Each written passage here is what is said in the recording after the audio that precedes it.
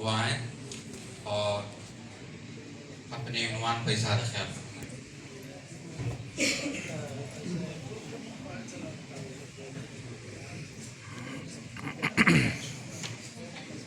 बिस्मिल्लाहिर्रहमानिर्रहीम। मोहतरम जज साहबा, मुअज़्ज़ज़ सामईन और मेरे साथियों, अस्सलामु अलैकुम व रहमतुल्लाहि व बरकातुहू।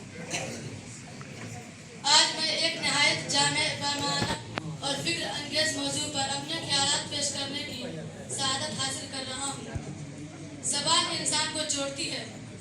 ज़बान महज आवाज़ों का सिलसिला नहीं, बल्कि अफकार का आईना, जज्बात का खजीना और तहजीब का नगीना है। यह वह लतीफ़ मगर ताकतवर जरिया है जो इंसान को इंसानी से, दिल को दिल से और कौम को कौम से जोड़ता है। ज़बान ही से तारुफ और ताल्लुक़ और तामील की राह हमवार होती है। मोहतरम हाज़रीन, दुनिया की तारीख इस बात का गवाह है कि ज़बान ने हमेशा इंसान को करीब लाने में बुनियादी किरदार अदा किया है।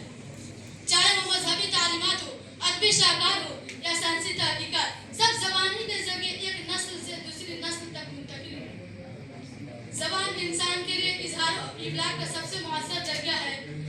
अगर ज़बान न होती तो ना ख्यालात का तबादला मुमकिन न होता और ना ही इल्म व दानिश की तरसीह।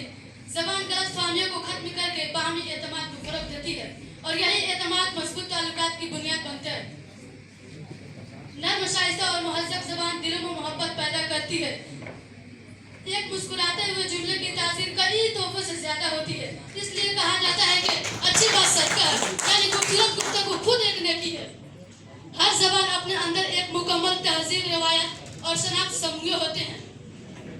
उर्दू, हिंदी, अरबी, अंग्रेज़ी या कोई भी ज़बान हो, यह सिर्फ अल्फाज नहीं बल्कि एक कौम की तारीख, सकाफत की नुमाइंदगी करती है।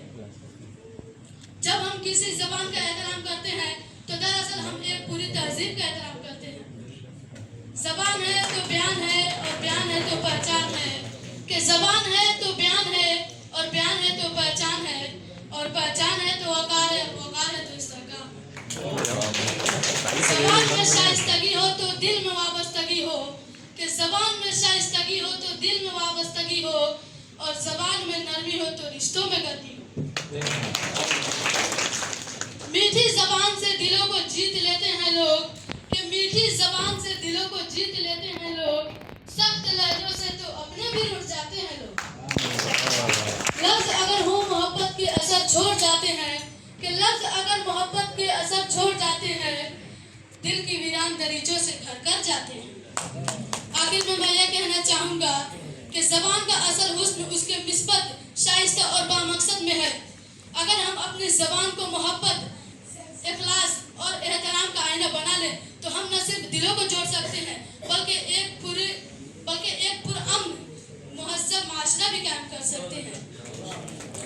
और मैं अपने तकरीर को यहीं ख़त्म करता हूँ।